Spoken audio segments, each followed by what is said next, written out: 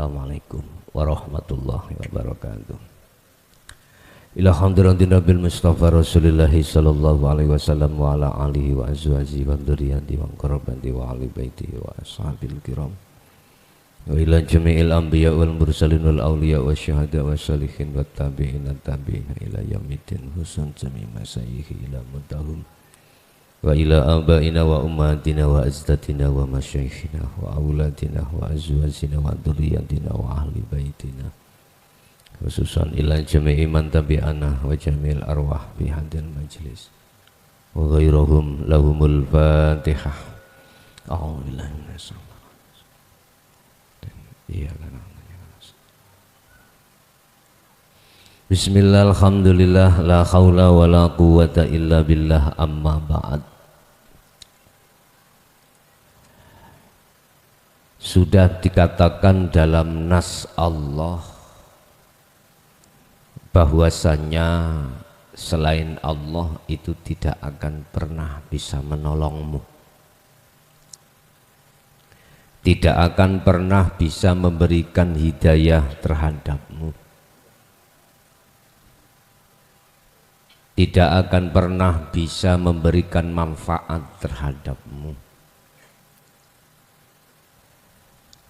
Jangankan selain Allah itu golongan-golongan di bawah Rasul, Rasul pun sendiri tidak akan pernah bisa. Surat An-Nahl ayat 37. Intahris lamuno kuwi ngarepake sira Muhammad, iki Allah yang dawuh, iki Allah, ala hudahum, supaya mereka itu diberikan petunjuk. Jadi Rasulullah itu mengharapkan apabila kaum Muhammad mengharapkan terhadapku supaya mereka diberi petunjuk, ya fa innallaha,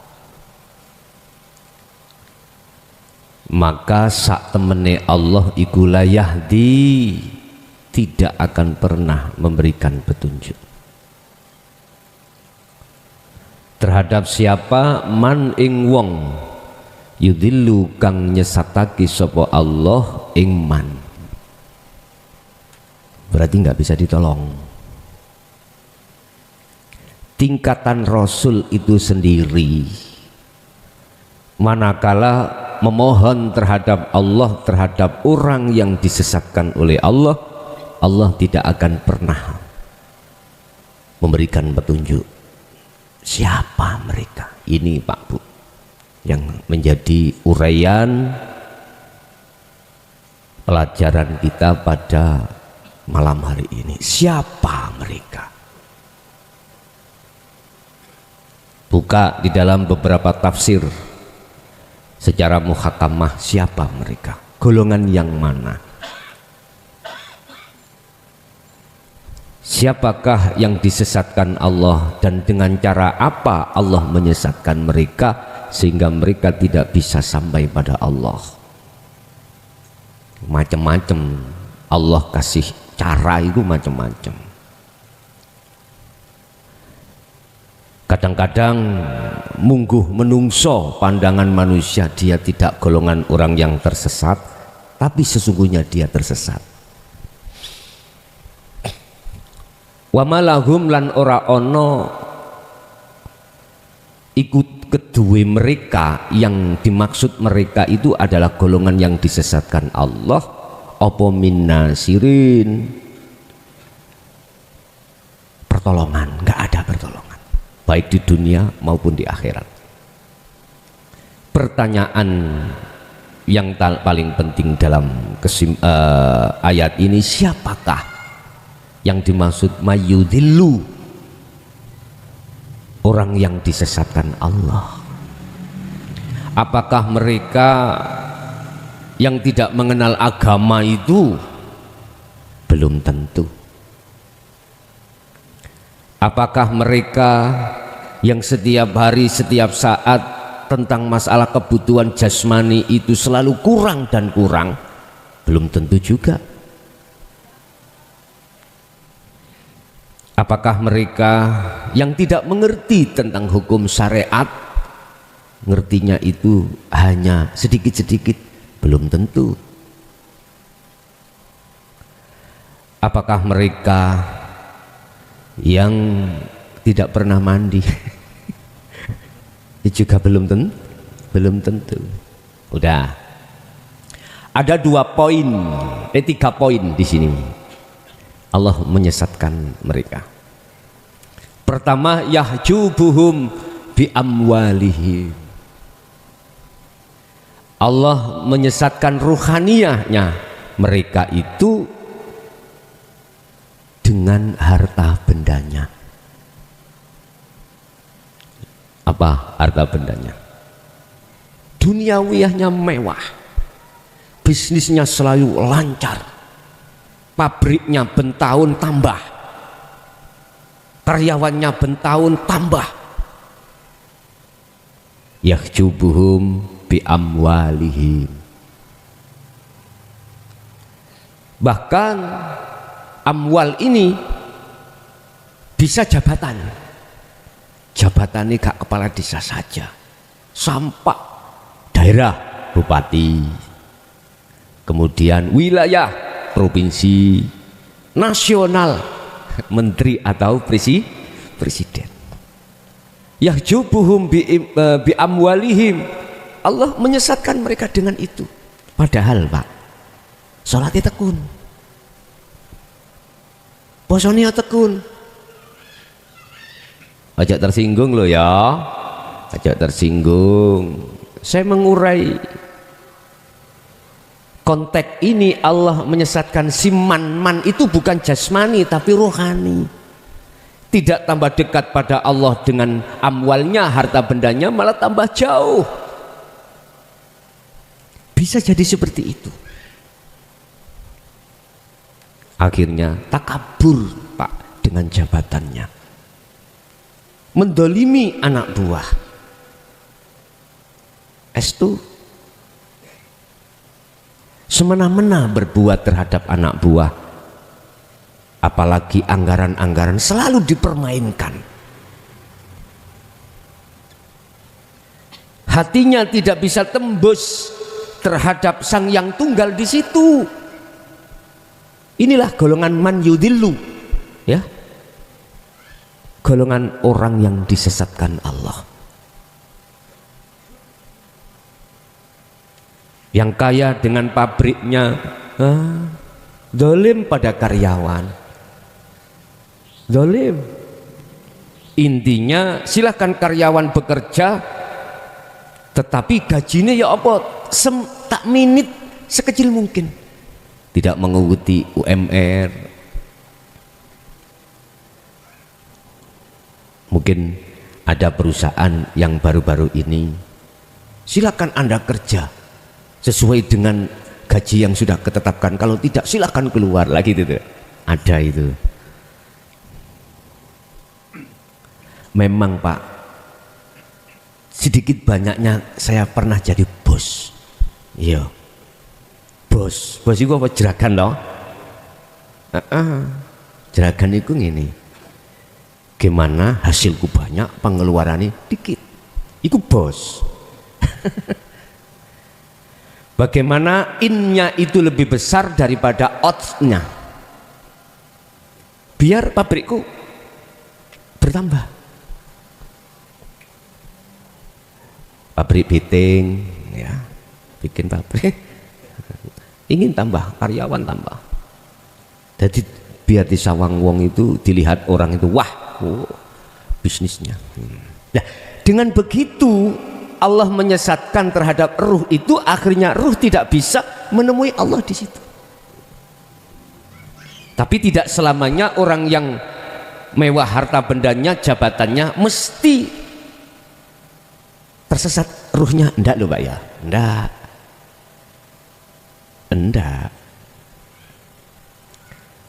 Yes, digerabak manai dewi-dewi, gerabak.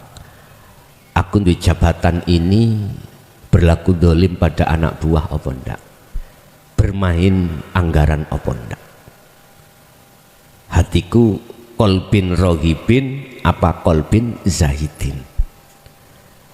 Atiku kedunyan apa ndak? Iki lho basa Jawa ngomong.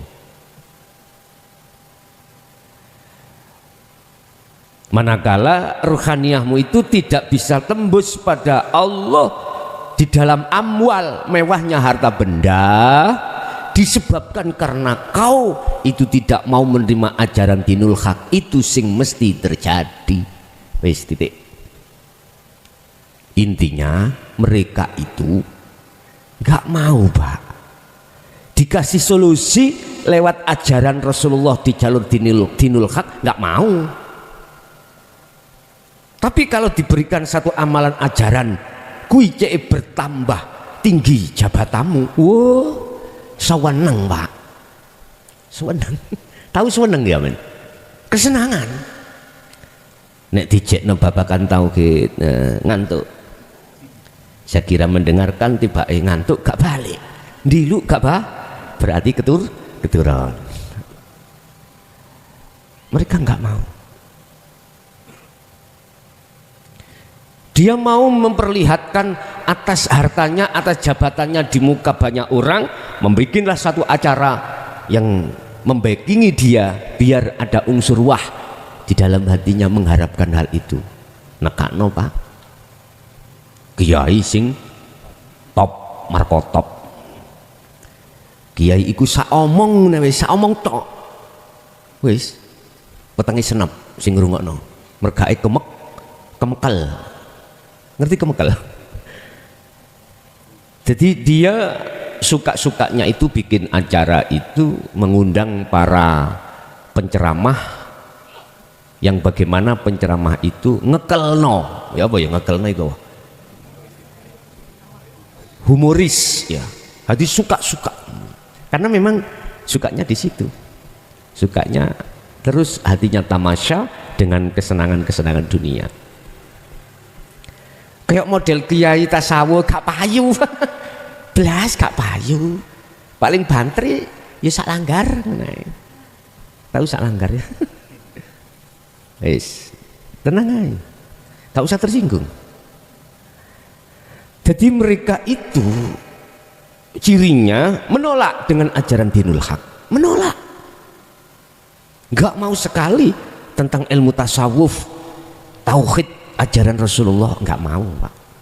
Tapi kalau dengan ilmu yang malah justru membuat tambah besar usahanya, suka-suka, Pak. Bahkan mohon maaf, saya punya keris, punya akik, punya wefik, yang wefik utawi karomah itu tak jual terhadap mereka sak jeplake cangkemku, sak jeplake omongku. Sing penting nyatane itu tambah wah. Dituku berapapun oke. S2 lho kok sampean saged ngomong iya tahu ngalami ngadepi orang-orang seperti itu udah, Pak. Ya Allah, belenger cara saya bahasa Indonesia belenger gak, Bang? Bosan guys. Terlalu sering ngadepi seperti itu, bahkan sering kebujuk aku dewe. Dibujuk itu lurah-lurahan ya dibujuk itu, urusan jabatan wis dibujuk itu dihapusi dak wis lah wis sampai pegel pun yakjubuhum bi amwalihim.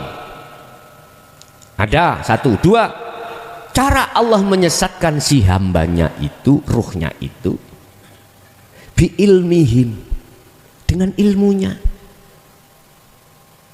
Ilmu semakin lama ditambah oleh Allah, ditambah. Ilmu tentang apapun, Pak, ini.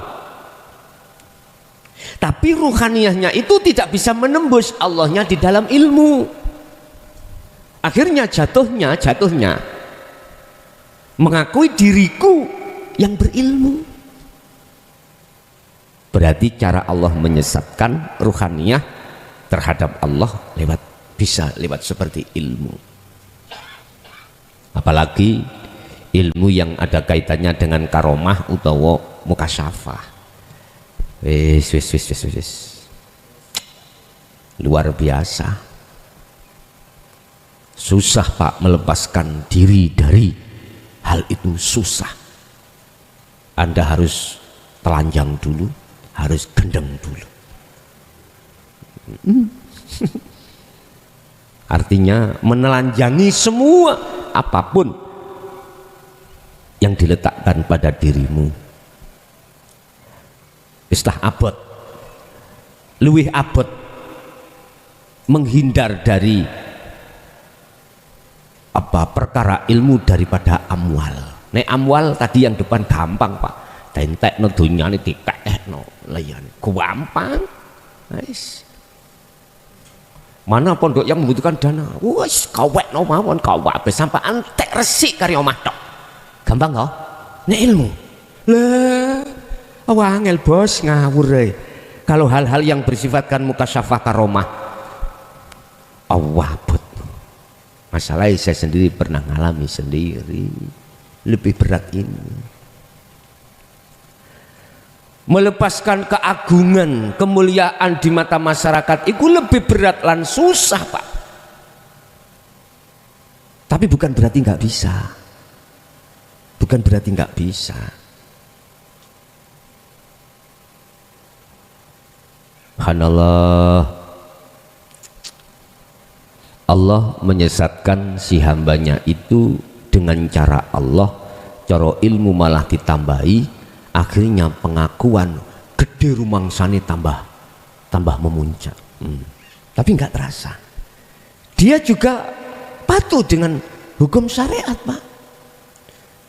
Tapi mengapa ini dimasukkan Allah dalam golongan man yudhillu, golongan orang yang disesatkan Allah?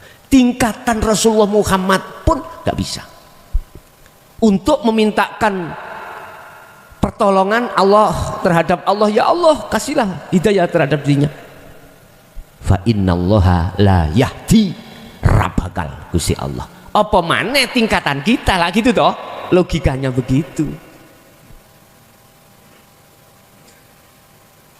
Itu hanya terhadap orang yang disesatkan Allah.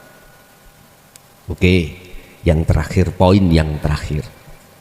Dengan cara apa Allah menyesatkan sirah hamba itu? Bi'ibadatihim, ay al-ubadu.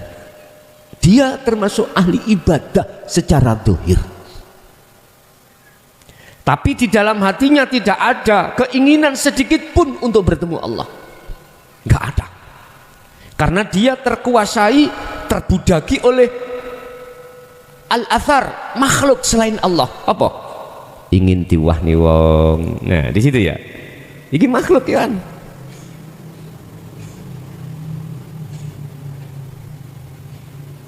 Ingin orang lain menganggap dirinya orang yang baik. Udah, lepas daripada itu, hati masih ingin untuk dikasih Allah sesuatu hadiah atas apa yang dia lakukan. Kan dicatat di situ. Sing sopo wongi, barang siapa yang sholat sendiri 1 derajat. Dihitung Pak, dicatat 1 derajat. Barang siapa yang berjamaah 27 derajat. Dicatat ning buku. Akhirnya apa? Ngelakno wong sing salat ijen munfaridan. Sing api wae budal nang masjid rombongan. Terus diomong, rumah dekat dengan rumah jauh beda. Lebih baik rumah jauh. Oleh karena rumahku dekat, mumet Pak nang desa kono budal. Kalau ya gade. Memburu pahala, pemburu pahala. Pemburu surga. Loh, ini semuanya makhluk. Hatinya itu paling mentok itu di situ. Mohon maaf sekali lagi, jangan ada yang merasa tersinggung. Enggak. Sungguh permios. Ngerti permios? Permisi ya. Bukan maksud hati untuk menjelekkan, enggak. Maksudnya di sini adalah untuk supaya kau tambah baik. Paham ini maksudku? Saya tidak melarang Anda bisnisnya tambah besar, enggak. Ilmumu tambah luas, enggak. Terus ibadah dohirmu tambah bagus, enggak. Malah lebih baik apabila Anda itu juga memikirkan ruhaniyahmu itu terhadap Allah. Jadi mereka yang disesatkan Allah dengan ibadahnya itu kasih semangat tambahan Pak, semangat. Tapi nggak bisa ruhaniyah itu untuk tembus kepada Allahnya dalam ibadah.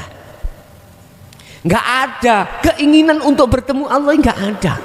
Cirinya apabila disampaikan tatanan ajaran dinul tauhid, dinul hak ini ditolak Pak, akhirnya mangkel. Saya ngaji malam hari ini greget nih nganti ini, nggak suka gitu loh, karena oleh sakit, karena memang ada penyakit.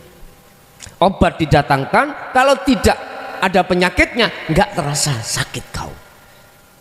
Obat didatangkan kalau hatimu sakit, berarti hatimu bermasalah, hatimu ada penyakitnya. Alkohol Pak ya, alkohol itu bagi orang yang tidak catu, tatkala ditaruh di dalam kulit rasanya apa?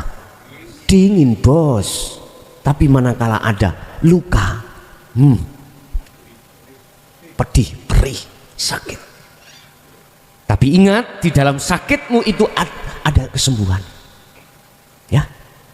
Jadi infeksi itu nggak ada. Yang tadinya mau infeksi akhirnya nggak jadi infeksi. Ini kedokteran. Tahanlah rasa pedih, rasa sakit dalam hatimu, tahanan. Wis gak apa-apa, rungokno kupingmu. Wis gak apa-apa, lebokno ning hatimu, babah loro dhisik. Nanti Allah akan menyadarkan hatimu sehingga lewat harta bendamu, lewat ilmu yang ada dirimu, lewat ibadah yang ada dirimu, kau bisa bertemu Allah di situ. Sehingga nggak perlu itu kebuang tanpa manfaat. Enggak. Temui Allah di 3 poin tadi.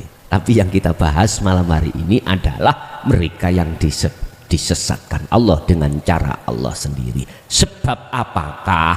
Sebab apakah mereka itu kok disesatkan Allah? Itu Pak. Sebab apa? Bapak Ibu kembali kepada surah An-Nahl ayat 36 kemarin. Ketika Rasulullah menyampaikan dinul haq, ada 2 kelompok. 2 kelompok. Kelompok pertama, man yaiku wong, orang yang hadanallah, yang menerima dengan petunjuk itu. Satu kelompoknya yaitu man hakot, bersikukuh minadzulumat, minadzulalah, apa? Bersikukuh, bersukaria dengan kesesatannya itu. Wa qala aidan sami'na wa ata'na, sami'na wa asoina. Gara-gara mereka menolak ajaran dinul haq ini, sumber awal itu. Wis, dong ya, dong. Sumber awal itu karena kita menolak ajaran Rasulullah di jalur ruhaniyah. Inilah Pak persoalannya itu, sehingga Gusti Allah memetak-metak 2 kelompok. Satu kelompok mereka itu disesatkan dari 3 lini tadi.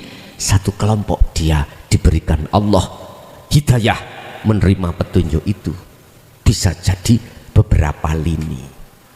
Lah mumpung durung, mumpung belum waktunya habis, apa solusinya? Ini 3 kelompok tadi. Tapi ada juga loh Pak,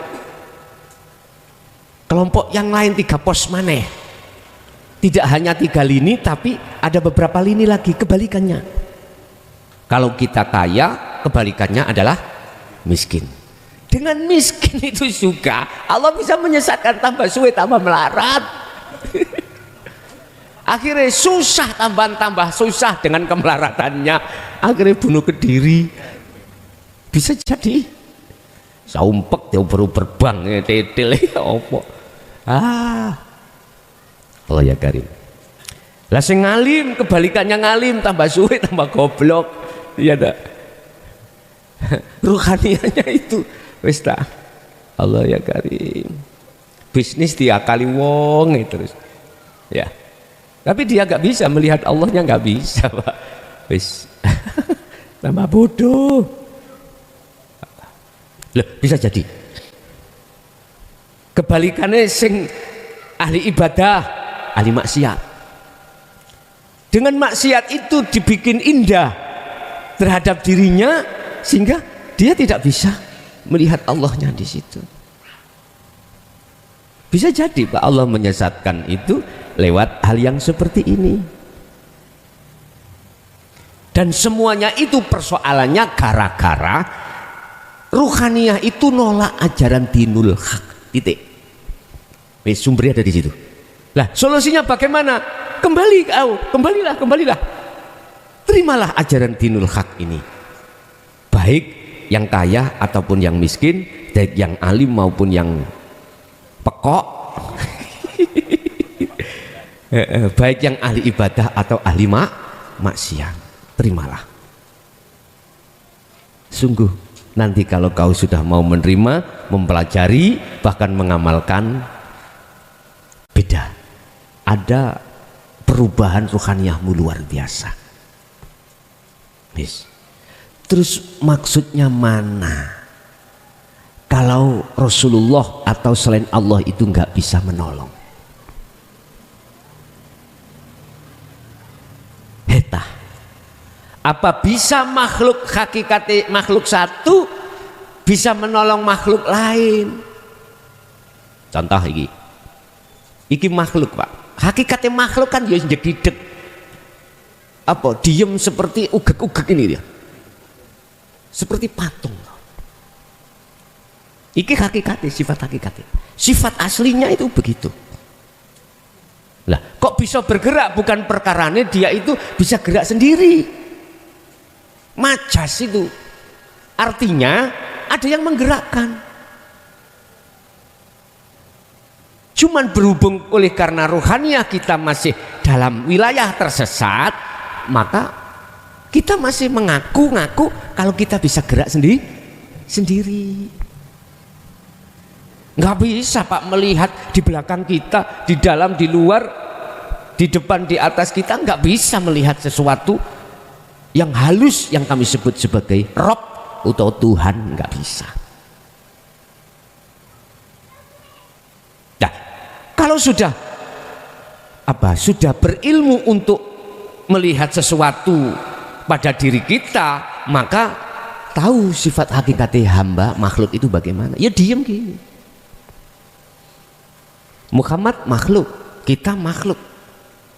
Nggak bisa makhluk satu dengan yang lain menolong, nggak bisa. Aslinya gitu loh ya. Sifat hakikatnya itu di situ.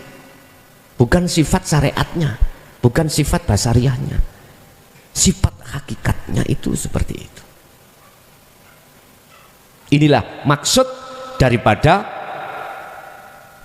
makhluk siapapun termasuk Rasulullah Muhammad itu nggak akan pernah bisa menolong terhadap umatnya yang umatnya itu masuk dalam golongan man wong yudhillu kang Allah nyesatkan, nggak bisa.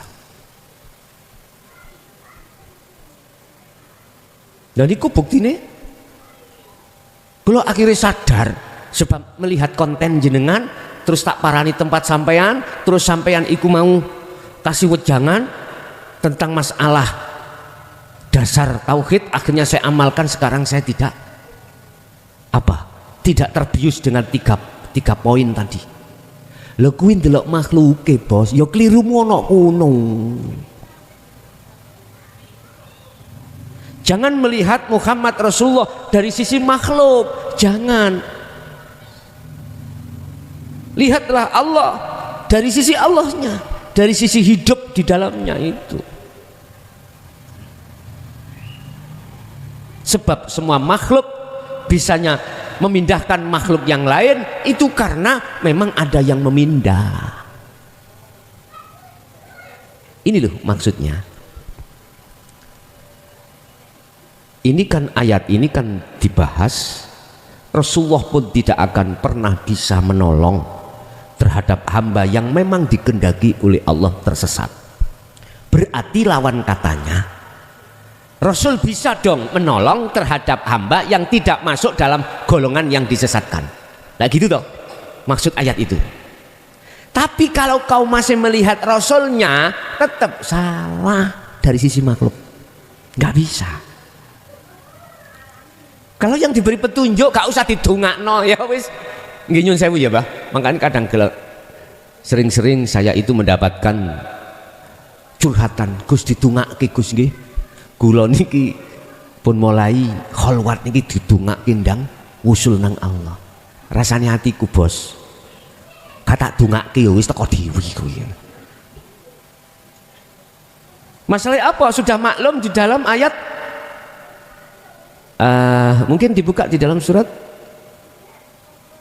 apa ini? Al-A'raf ya. Ayat 186.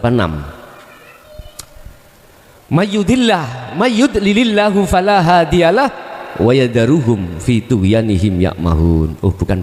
Ini yang khusus mereka yang disesatkan Allah. Al-Kahfi, surat Al-Kahfi ayat 17. Mayyahdillahu fahuwa al-muhtadi wa mayyudlil falan tajidalahu waliyam mursyidan. Allah akan memberikan satu petunjuk pada mereka yang diberikan hidayah, dan Allah akan menyesatkan bagi mereka dan mereka falam tajidalahu waliyan mursyidan, mereka tidak akan mendapatkan mursyid atau petunjuk, penolong sedikit pun tidak akan pernah. Jadi kalau Allah memasukkan dirimu di dalam golongan Yahdi yang mendapat petunjuk, walaupun gak didongakno Allahumma, otomatis gitu loh. Cuman yang gak mungkin lah Pak, kalau jawab gak usah tak dongakno tutuk dhewe ya ora, kula nggih ngoten tok jawab niku. Artinya apa Pak? Doa siapapun itu tidak ada hubungan dengan hidayah atau pemberian Allah. Hakikatnya bukan syariat. Tapi kalau kita bicara syariatnya, memang sih ada ta'aluk, ada hubungan. Anda bisanya kenal pada Allah karena ilmu yang diberikan. Nah, terus diperintahkan kholwat, akhirnya sambung nang Allah. Lah, iku syariate ono ta'aluke. Koyok lho ngono lho. Ya. Tapi hakikatnya nggak bisa Pak.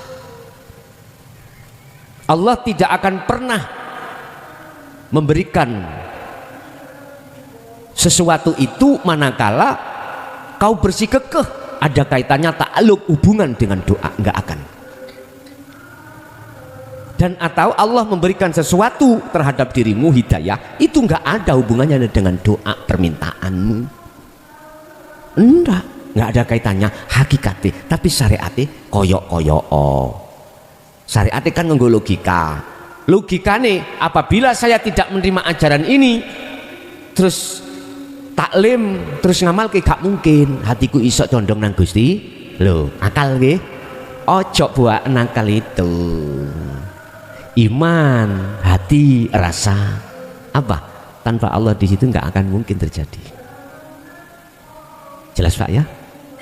Jadi maksud Rasulullah tidak bisa menolong itu dari sisi makhluk, nggak bisa. Artinya semua itu Allah. Lah sekarang manakala di antara kita itu masuk di dalam golongan wilayah yang disesatkan, apa solusinya? Tadi sudah saya katakan, udah terimalah ajaran Rasulullah ini, karena itu sumber Anda disesatkan Allah itu sumber karena kita sami'na wa asoina. Datangnya ajaran kita tolak, bahkan kita wa asoina, kita anggap itu dongengan belaka.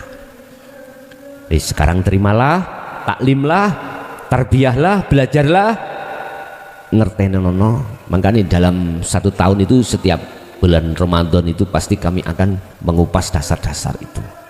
Itu untuk pemula-pemula khususnya. Bila mana terlalu lama menunggu, dasar-dasar itu cari sendiri di konten kami Ponpes Jaya Baru. Bila mana kesulitan dasar-dasar itu, WA aja pada diriku, langsung tak kirim linknya, sudah saya kumpulkan. Jadi Anda tidak susah-susah mencari babnya yang mana yang harus aku pelajari gitu. Nah, setelahnya Anda berlakulah khalwat sesuai petunjuk di situ, baru Anda akan dikeluarkan oleh Allah dari wilayah tersesat menuju wilayah hidayah. Lah, secara akal jangan kau gunakan. Kalau kau gunakan secara akal, mesti kau mengatakan mohon maaf, ada ta'aluk hubungan antara hidayah yang Anda terima, pindahnya dari wilayah tersesat ke wilayah yang mendapat petunjuk karena ilmu, karena saya. Jangan, itu keliru total. Kau harus masuk dalam wilayah yang sebenarnya. Apa? Semua karena Allah. Karena Allah. Biar ruhaniyahmu itu ada tambahan pengajaran lebih penting untuk melihat Allahnya daripada selain Allahnya. Bapak Ibu hadirin jemaah rahimakumullah. Man wong yudlil kang aweh nyesatake sapa Allahu Gusti Allah, ya fala hadiyalah. Barang siapa dibiarkan sesat oleh Allah, maka tidak ada yang mampu memberi petunjuk. Enggak ada yang mampu, termasuk Rasulullah. Wa yadaruhum fituyanihim ya'mahun. Allah membiarkan kau terombang-ambing dalam kesesatan. Itu maksudnya sing sugih ya terombang-ambing dengan sugihe, sing ngalim terombang-ambing dengan ngalime, sing ahli ibadah terombang-ambing dengan ibadahi, sing melarat tambah nemen, ya terombang-ambing dengan melarate, sing bodoh sing pekok tambah nemen, sing maksiat ya tambah nemen. Akhirnya ruhaniyah tidak bisa tembus pada Allahnya. Inilah golongan yang Allah katakan tidak ada satupun yang bisa menolong terhadap orang lain, termasuk Muhammad ini. Paham nggih? Wis dikembalikan pada dirimu, hanya Allah yang bisa menolong. Caranya kembalilah, kau terimalah ajaran dinul haq dan berlakulah sesuai petunjuk di situ. Itu Bapak Ibu apa yang bisa kami sampaikan dalam kesempatan malam hari ini. Kita masuk pada sesi tanya jawab. Barangkali ada yang perlu tanyakan, monggo kami persilakan.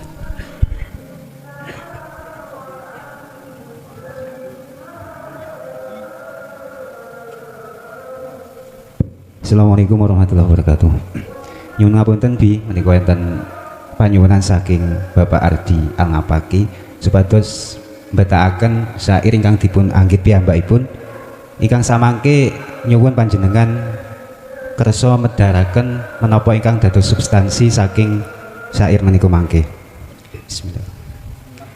Rikala jaman semono ruh iron duweni janji suci marang ilahi, dadi saksi ning alam iki. Baniyo ndang baniyo eling Gusti Allah Rabbul Izzati. Baniyo ndang baniyo janji suci tancep ning jero ati. Uripe Allah ning jero ati, marang Gusti ojo ngasilani. Uripe Allah moho ngliputi sedaya kahanan ing jagat iki. Jagating ati ojo dibatesi, ingkar janji gawe susahing ati.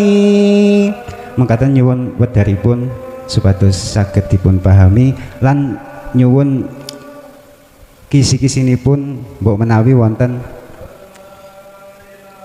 cara utawi ingkang ekspres ngoten, seperkilat kagem nuju wonten substansinipun sair menika. Assalamualaikum warahmatullahi wabarakatuh. Waalaikumsalam warahmatullahi wabarakatuh. Berkenaan dengan janji. Janji ini ngene. Hei korean, kui bakal bisa murup menawi ono bensole. Nggih. Berarti kui terus kudu ngisi bengsol. Manakala ingin murup terus. Iku perjanjian. Isoke murup kudu ana bensole. Terus diingkari gak diisi bensol. Sampak kemeng ya ora iso murup. Apa janji kita? Ruhaniyah pada Allah. Terus kapan janji itu dicatat sebagai MOU? Perjanjian yang harus tetap dipatuhi. Barang siapa yang mengingkari atas perjanjian itu, maka apa yang terjadi? Hukuman, konsekuensi dari pelanggaran. Sing jelas menyusahkan ruhaniyah. Itu pasti. Kapan itu ditarik perjanjian antara ruhaniyah dengan Gustine? Itulah di zaman azali, zaman di mana sebelum terjadinya, belum terciptanya makhluk apapun, makhluk apapun. Dalam dunia syariat dikatakan sebelum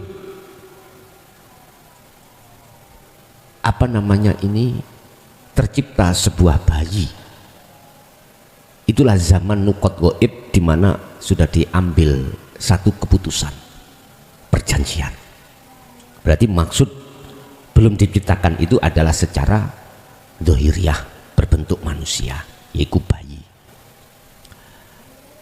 Apa isi perjanjian di situ?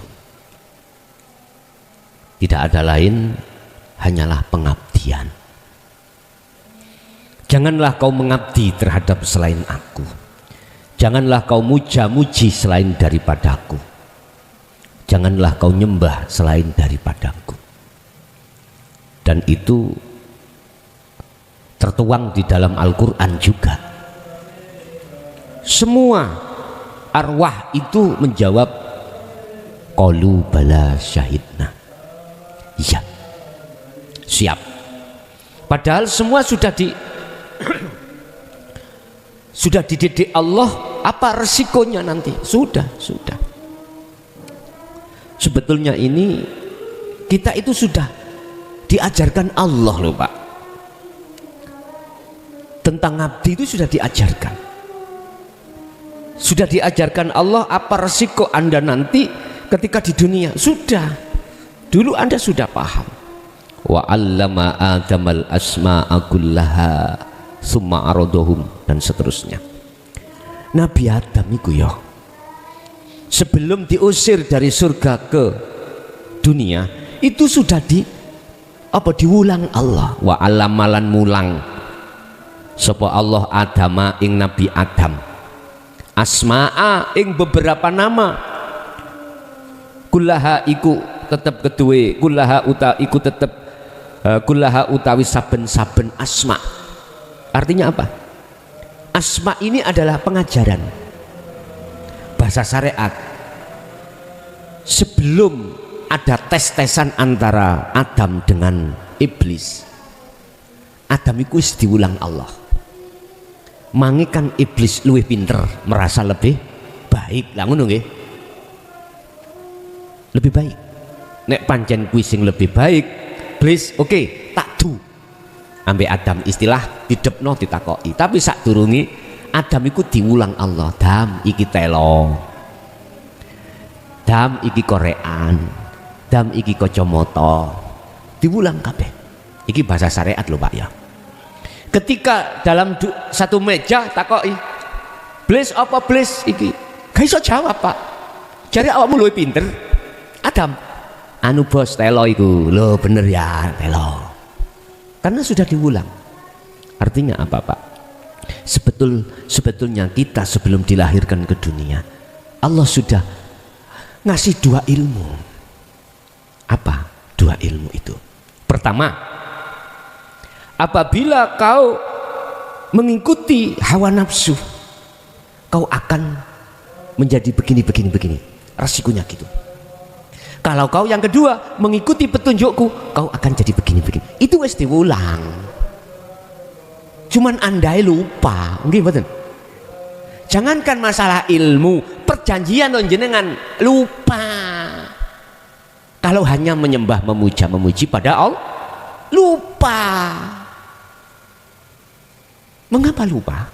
Kita kok Adam, apa Adam awakmu kok kena rayuani iblis? Sebab lupa ambek janjinya pada Allah.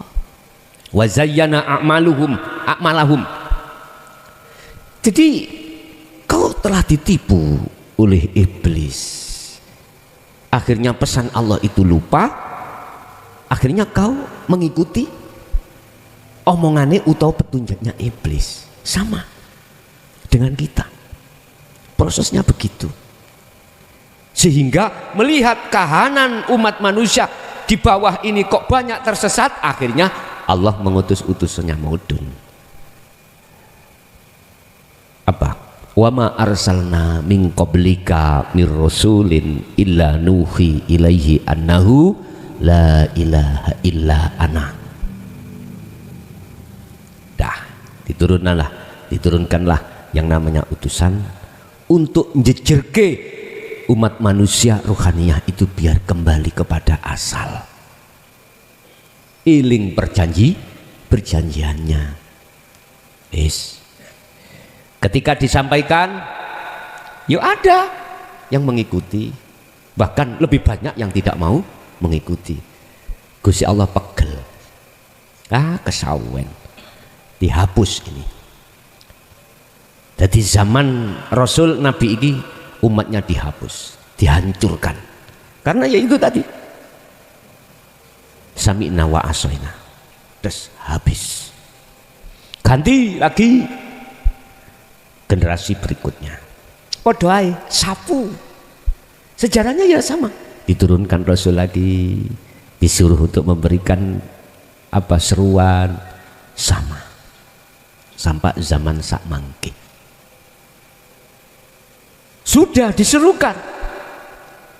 Disinilah Bapak Ibu, nanti Allah akan memisahkan antara yang beriman dan yang beringkar, antara yang mendapat petunjuk dan yang disesat.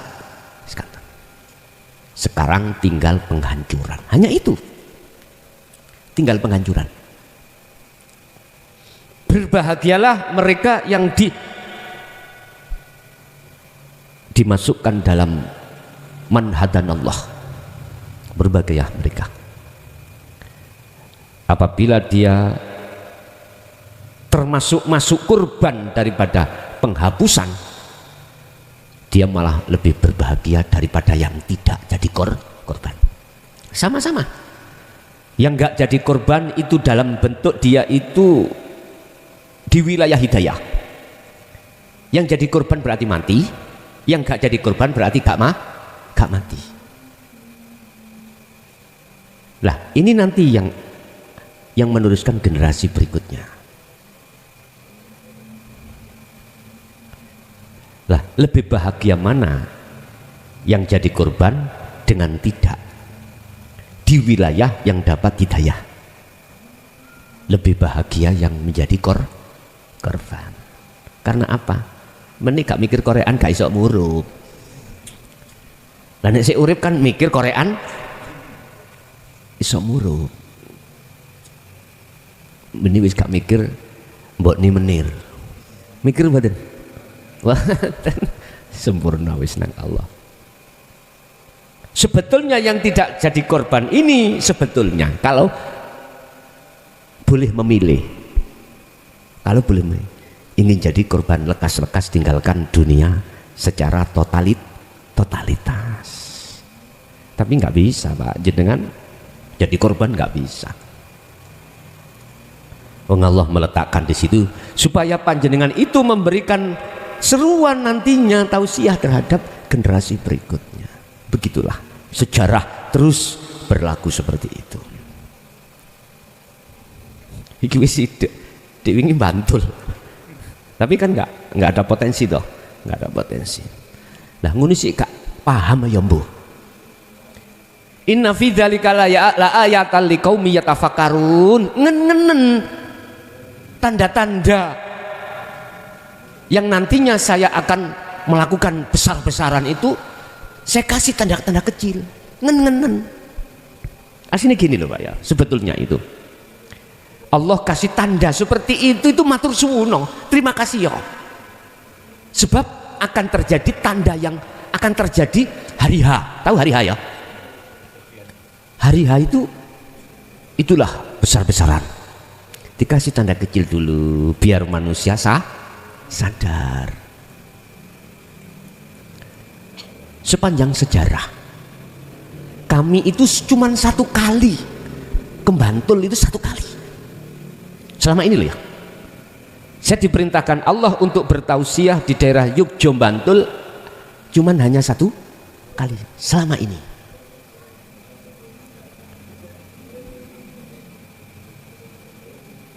Berarti itu tanda suatu saat saya pasti akan dihadapkan ke sana juga. Awalnya kami memang di Yogyakarta itu hanya satu keluarga. Saya disuruh mampir dari mana, Demak dulu. Kalau dari Purbalingga, oke tak mampir. Akhirnya bertausiah di dalam satu keluarga. Oh ini berarti tanda akan ada lagi. Ternyata kemarin secara umum udah. Nah sekarang sudah dikasih Allah tanda. Bukan maksud Allah itu hanya memberikan peringatan pada orang Yogyo Bantul aja, enggak, tapi seluruh umat yang mengandung pengertian nanti ada hari H. Wallahu alam, itu semua urusan Allah. Anda jenengan memasak tondo, masakan itu matang kan ada toh Bu? Ada. Bahkan ada tanda masakan itu gosong, ada Pak.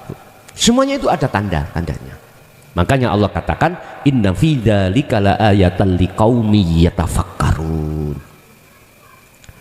Jadi semua tanda-tanda itu bejo bagi mereka yang mau bertafakur. Berarti karpe Allah ili ngongger kui ambek janjimu dulu. Berarti harus kembali. Inti syairnya gitu, menyadarkan umat supaya ingat terhadap janji pada Tuhannya. Dan janji itu hanya satu, tidak akan menyembah, memuji kecuali hanya pada Tuhannya secara ruhaniyah, bukan jasmaniyah, ruhaniyah. Sebab dunyane iki umate roh iki wis dipantau Allah, wis didelok Pak, diwasi. Umpama Gus Allah mesuh iki ngene, umpama ya Pak, dobol sing kok laksanakno saiki. Oke tak kasih peringatan sik, diotek sik pancet ae. Pada waktu itu diotek Allah atau dikasih peringatan ayat titik ae, bingung Pak, sing gak tahu ngucap Allahu Akbar biasa. Tapi bagi ahli syuhud, hati sampai sudah kembali pada Allah, nggak bingung sekali enggak. Sing bingung itu mereka yang hatinya itu ingkar pada Allah. Anda nyantai mawon, mati gak iki karepmu, mati sesuk yo karepmu. Ya wis, bano. Oke lah syariate saya harus laksanakan. Apa? Istilah gak iso ngelangi, ono banjir yang goban, lah ngono ah. Nggak goban. Gak, terus syariate ditinggal, ada banjir nyemplung, gak iso mati saiki yo padha, mati susuk yo padha. Misale ada banjir set nyemplung ae. Lah ya gak ngono, Bos. Sampeyan ngerti Joko Bodho ah? Joko Bodho iku ngene dhisik kula diceritani kiai kula, guru kula, cilikan kula. Joko Bodho iku duweni sesuatu sing sesuatu itu diman-man. Lah wong kampung kok nengguluk. Terus jadi katakanlah sesuatu iku sing nemplek ning Joko Bodho. Ketika saat ditengguluk wong kampung, ini dibayari Pak wong kampung itu. Melaku sak melaku. Napa niki? Kok panas? Wong ngobong boto. Mundur sebab ana wong ngobong boto.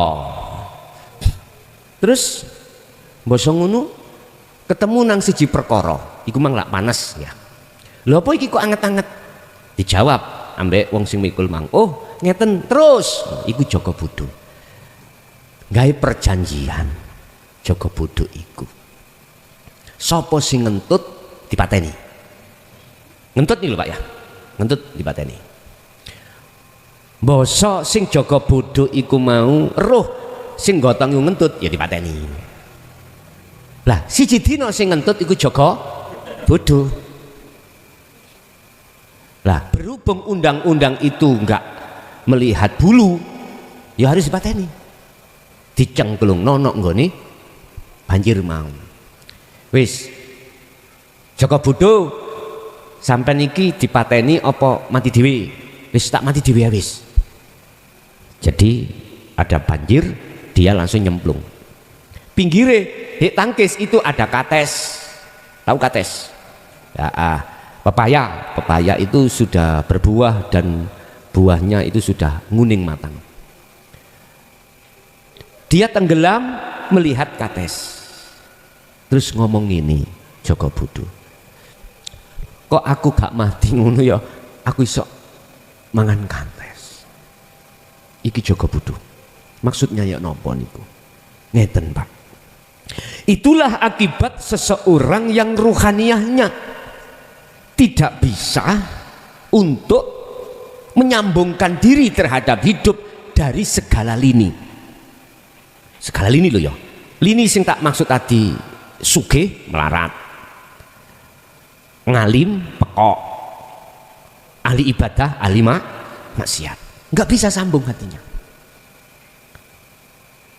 Sehingga yang disebut sebagai pengabdian yang sempurna itu adalah hamba yang bisa menyambungkan, mengklikkan ruhaniyahnya itu terhadap Allah di segala lini. Makanya disebut pengabdian. Balik asal perjanjian ingat eling ya di situ. Kita nggak usah ngomong proses karena terlalu lama prosesnya sampai niku akhirnya sadar nompo ilmu ini dan melakukan kholwat. Jadi Anda sudah ngeklik no, itulah yang dimaksud ruh kan wis gak ingkar terhadap Allah. Jadi mengapa itu dinyanyikan? Karena banyak di antara golongan ruhaniyah manusia yang telah ingkar janji. Dengan cara Allah mengingatkan lewat syair, dengan cara Allah mengingatkan lewat alam, dengan cara Allah mengingatkan hambanya itu lewat Quran, lewat hadis dan lain sebagainya, macam-macam. Nggih, ada lagi?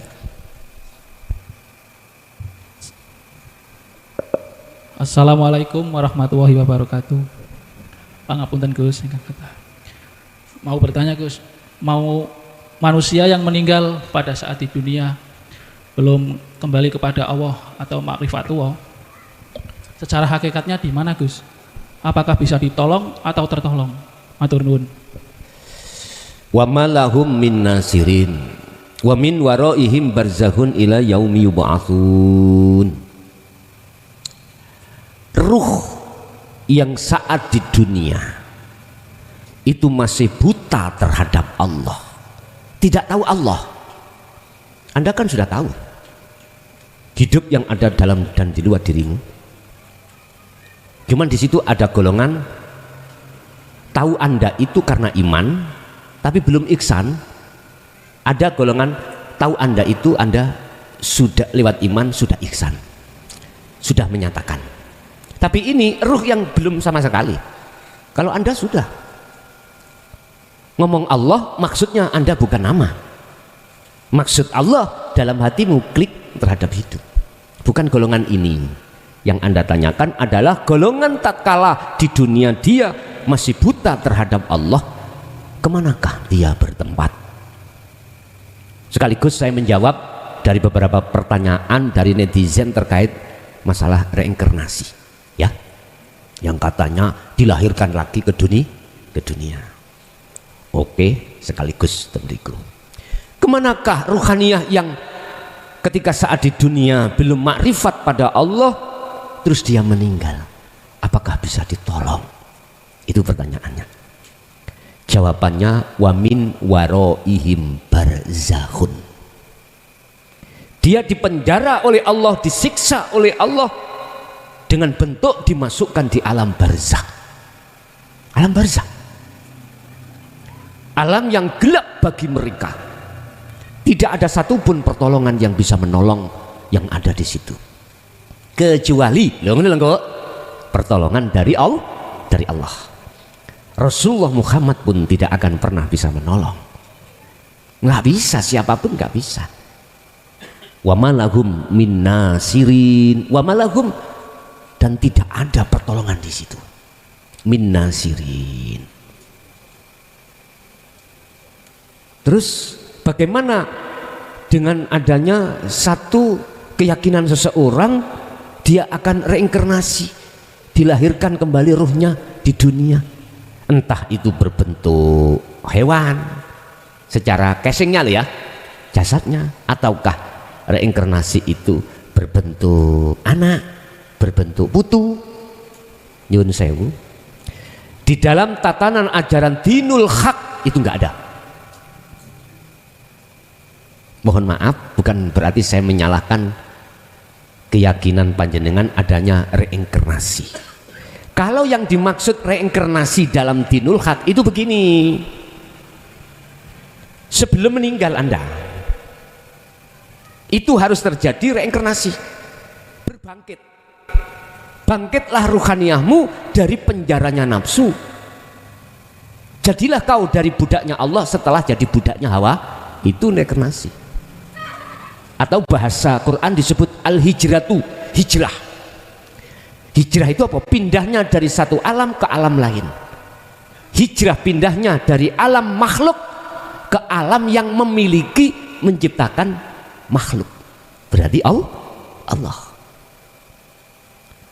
Jenengan ini sebetulnya sudah reinkarnasi. Yang asalnya ruhaniyah beriman pada selain Allah, sekarang hanya beriman terhadap, dan kesempatan ini hanya di dunia.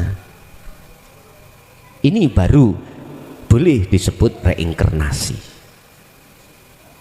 Dilahirkan kembali di dalam zona wilayah yang fitrah. Asalnya kan kita kan fitrah kotor, kemudian fitrah. Kalau yang dimaksud reinkarnasi seperti ini, saya benarkan miturut dinul haq. Kalau yang dimaksud reinkarnasi setelah meninggal ruhaniyah itu dilahirkan kembali berupa hewan apa, manusia lagi, tidak terjadi. Wamin waroihim, dilihat Al-Quran, wamin waroihim barzakhun. Anda dimasukkan satu alam yang gelap sebagai penyiksaan, yaitu disebut alam barzakh. Sampai kapan? Ila yaumi yub'atsun, sampai datangnya hari kebangkitan. Yub'atsun, kapan hari kebangkitan itu? Setelah kiamat datang. Itu Bapak Ibu, ini khusus bagi golongan yang ruhaniyahnya masih buta pada Allah. Saya logikakan begini Pak, jawab pening akalmu ya, nang akal ya. Saya logikakan, saya akalkan begini. Oke, jenengan yang rawuh di sini kan sudah tahu rumahnya masing-masing toh? Sudah tahu. Jenengan ruhaniyah itu asalnya sudah tahu tempatnya dari Allah. Nanti kembali kepada Allah. Udah tahu asalnya. Tapi ketika Anda dipaksa untuk kembali pulang ke rumah Anda masing-masing, walaupun Anda sudah tahu tempat rumah Anda, berhubung mata fisik Anda itu tertutup dan atau jalan yang Anda lewati gelap, bagaimana bisa sampai ke sana? Nggak bisa.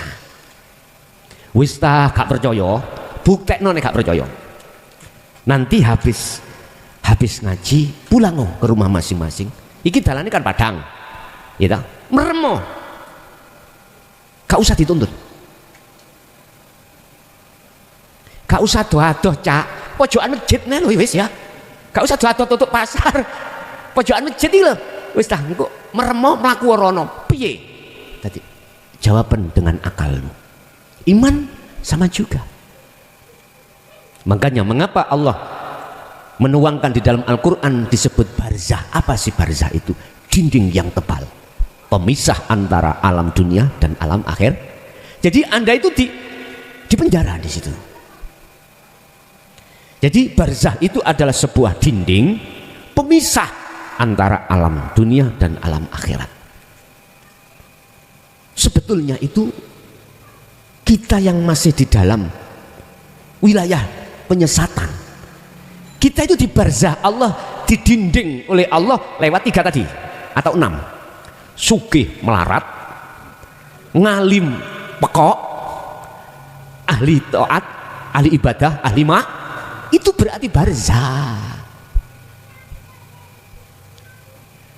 Kalau di dunia barzah itu sudah kau hancurkan dinding pemisah antara ruh dengan Allah, sudah roboh, nggak ada, bisa Anda sampai bertemu Allah. Jadi barzah itu gak berlaku bagi mereka yang sudah ketika saat di dunia yang sudah merobohkan barzahnya. Inna awliya Allah la khaufun alaihim walahum yahzanun. Khauf, yahzan nggak ada. Bagaimana Anda takut? Lawang Anda gak ada kegelapan, tidak di wilayah kegelapan, takut dari mana sampai? Cari wak mudin, ya fulan, bar ngunu ono malaikat luru, berngose sak kepel-kepel, ojo gemeter. Bagaimana takut? Oh, nggak ada yang ditakuti. Bagaimana Anda akan takut? Lawang Anda di posisi padang, jalan ya luas, kau tidak akan menemui sesuatu yang mengkhawatirkan, menyenangkan toh. Ya kesenangan sampai mau balik, oh gak pian-pian Gusti niki. Allah. Padha mek jawaban sampean saiki, kok gak pian-pian aku sik mengenal ajaran iki. Aku wis tuwek arepe bongkone. Lah ngono ta? Udah Bapak Ibu, semuanya Allah sendiri yang nyeting ya. Memang kalau kita boleh memilih, mohlah aku anak Fir'aun, iso aku anak Nabi Muhammad.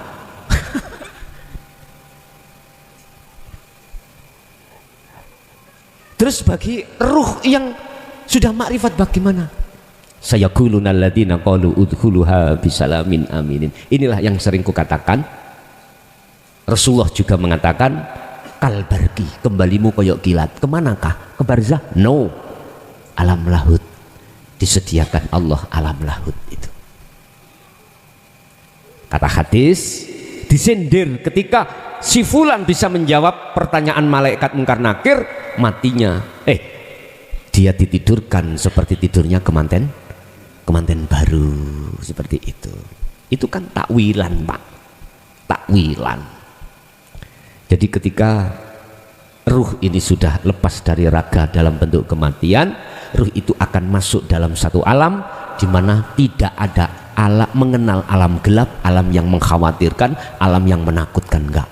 La khaufun alaihim walahum yahzanun. Sayaquluna lan padha dawuh sapa alladzina, maksudnya malaikat, sayaquluna alladzina qalu, apa isine dawuh udkhuluha bisalamin aminin.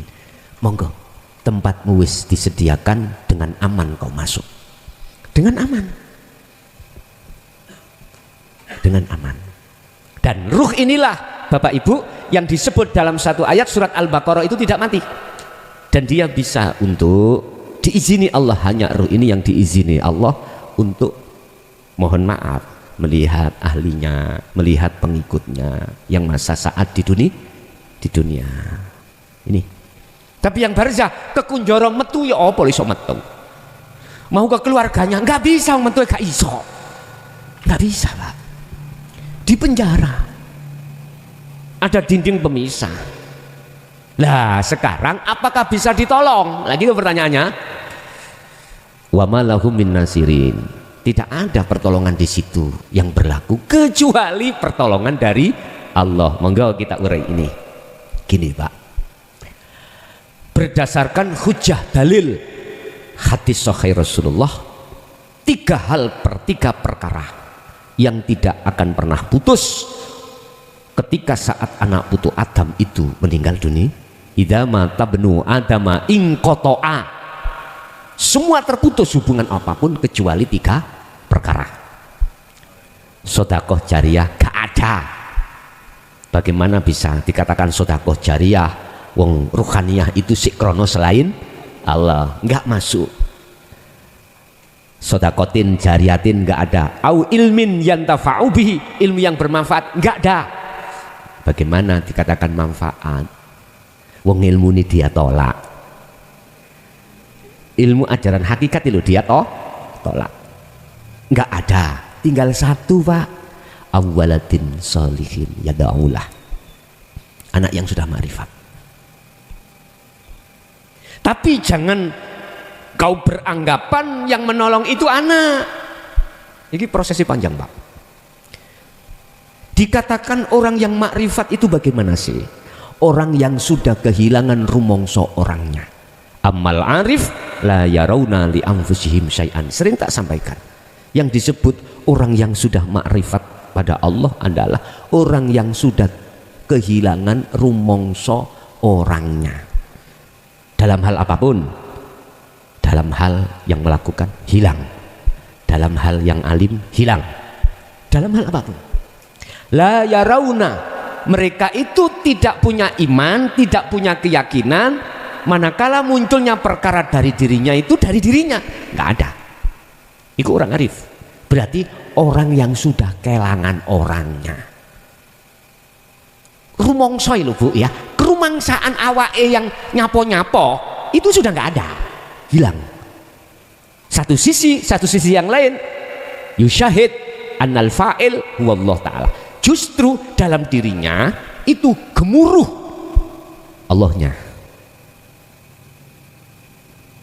yang mendominasi.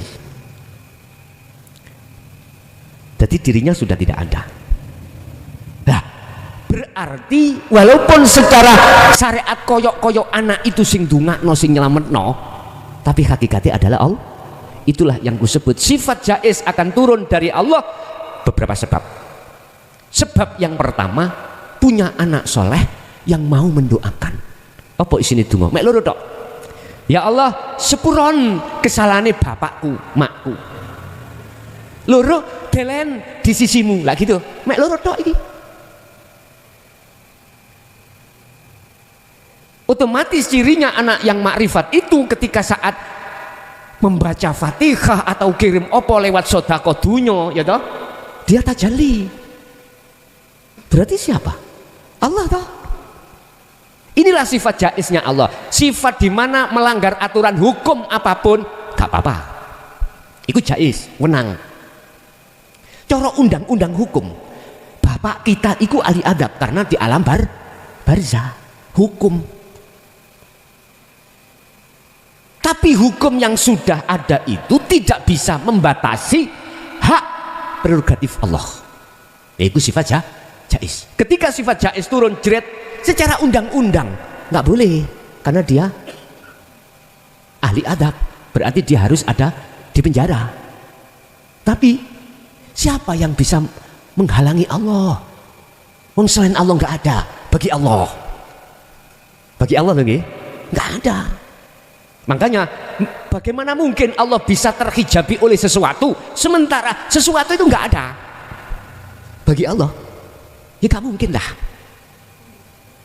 Jadi si bapak tadi di ngapura kesalahane, wa yaghfir lakum dzunubakum wa kafir ankum sayyiatikum, diampuni lalu yuhibbukumullah, dijadikan kekasihnya, berarti diletakkan di sisi Allah. Siapa yang bisa protes? Bos, malaikat protes, kepingin di iblisnya kedua, hah? Nggak bisa, nggak bisa. Itulah namanya sifat jais Allah, sifat yang merubah dari semua undang-undang.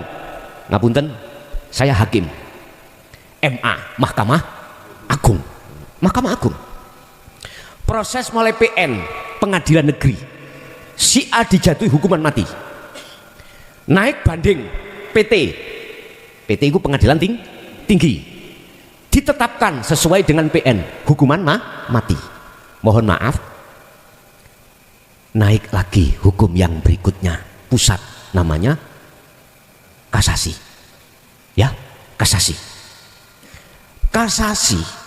Iku mohon maaf menetapkan apa? Misalkan nanti terakhir grasi, ya, grasi. Saya sebagai grasi berarti saya presiden. Walaupun di MA kasasi menetapkan hukuman mati, tinggal celah satu poin, kita mencari hukum gerasi. Siapa yang memberikan gerasi? Hanya satu, adalah presiden, panglima tertinggi. Aku ngomong tak bebas, no. Siapa yang bisa ngomong? Ayo, nggak bisa. Keputusan mulai PN sampai Mahkamah Agung saya cut, grade. Cuman yang harus dipertanyakan sebab apa saya membebaskan. Ini yang harus Anda pelajari. Jangan terus karena jais mentang-mentang, ya ojo dilik bos. Saya menetapkan gerasi itu, keputusan di dalam gerasi itu ada alasan tersendiri miturut hubungan pribadi saya. Malah ada yang sebaliknya Pak, di PN berapa kemarin? 2 tahun, banding PT 4 tahun. Terus tambah gede nggak ya, dari 2 tahun menjadi 4 tahun. Terus kasasi ditolak, gerasi apalagi, wah ya weh mencoco. Itu fakta Pak, fakta. Sebab apa itu semua? Jadi umumi kasuriku stream bed sing dari mati ke bebas tadi loh nggih. Mati kok bebas lah, wis nemen apa? Paling tidak seumur hidup lah gitu malah bebas itu. Gerasinya bebas. Anda apa? Cara umum ya njene kasurmu iku stream bed. Stream bednya malah kau mantel. Lemek Pak, lemek, ngerti? Kasur iku lemek. Ya wis mbuh iku terjemahno dhewe. Nah, iki bahasa umum lho Pak. Kalau monggo Allah mosok bisa tah? Nggak bisa.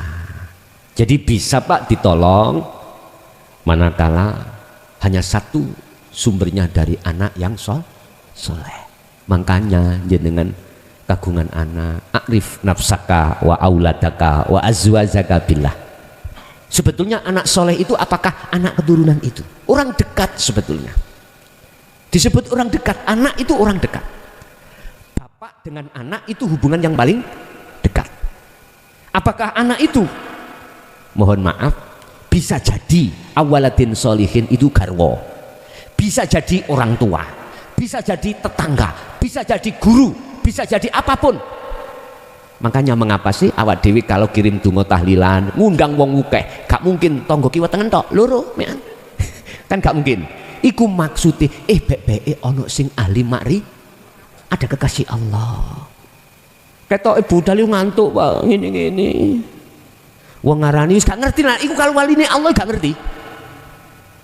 Enggak tahu. Waline Allah itu macam-macam, Pak.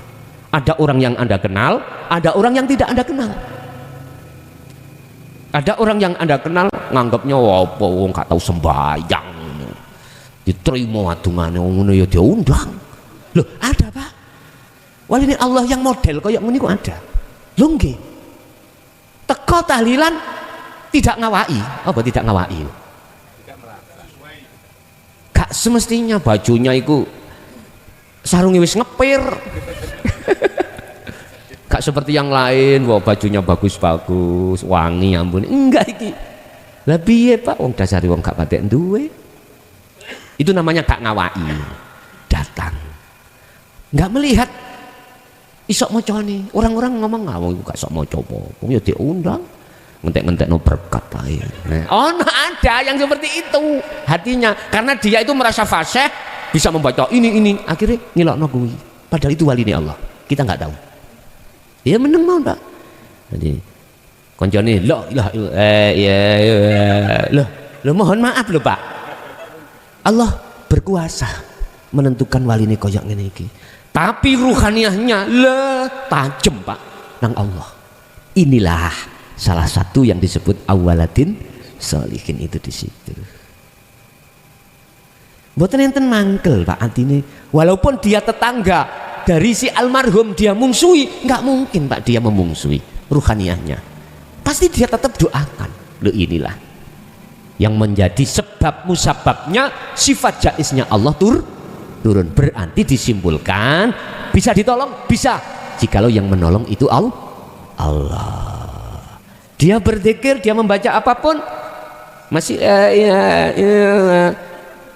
dia nggak merasa dirinya. Dalam hatinya tajalli Allahnya. Dia inilah. Makanya bila perlu sak desa. Wah, walaupun pulurane apa pulurane begini.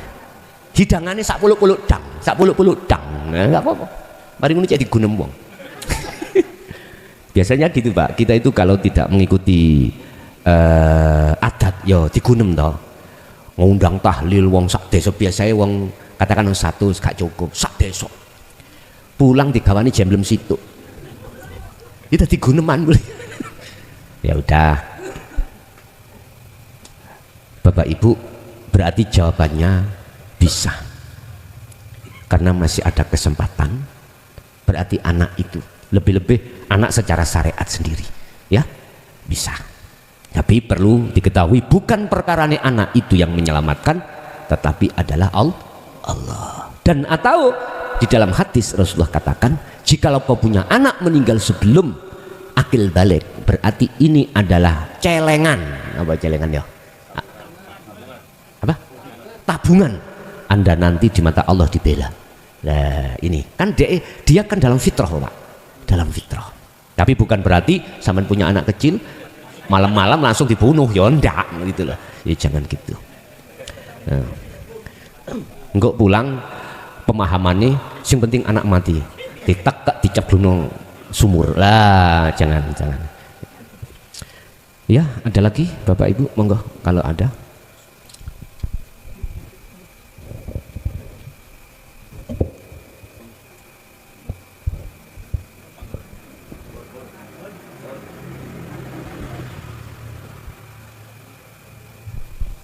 Cukup?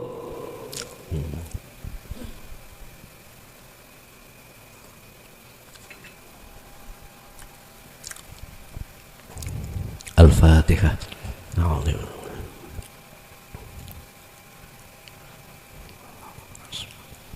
Akhirul kalam. Assalamualaikum warahmatullahi wabarakatuh.